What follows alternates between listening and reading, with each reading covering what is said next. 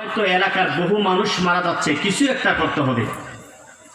Abdul Muttalib চিন্তায় পড়ে গেছেন, হায় হায়, যদি পানি না ওঠে, খাজুর গাছগুলি মারা যাচ্ছে, মানুষ পানি পাচ্ছে না, মরুভূমি, পানি না খেয়ে মারা যাচ্ছে, সব পাহাড়ি এলাকা, পাহাড়, পাথরের পাহাড়। আব্দুল মুত্তালিব বড় পেরেশানির ভিতরে পড়ে গেলেন, হায় হায়, যদি পানি না পাওয়া যায়, মরুভূমির মধ্যে মানুষ কি খাবে? পেরেশান হয়ে গেছে। মক্কা এলাকার মানুষগুলো দৌড়াইয়া আব্দুল মুত্তালিবের দরবারে হাজির হয়ে গেল।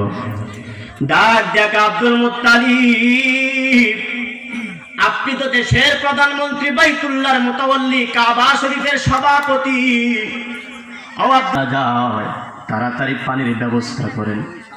আব্দুল মুত্তালিব তো অবাক হয়ে গেলেন, পেরেশানির ভিতরে পড়ে গেলেন, হায় হায়, পানি নাই, পানি নাই, কোথায় থেকে পানি পাওয়া যায়? ফিকির করে না, না, কোথায় কোনো পানি না।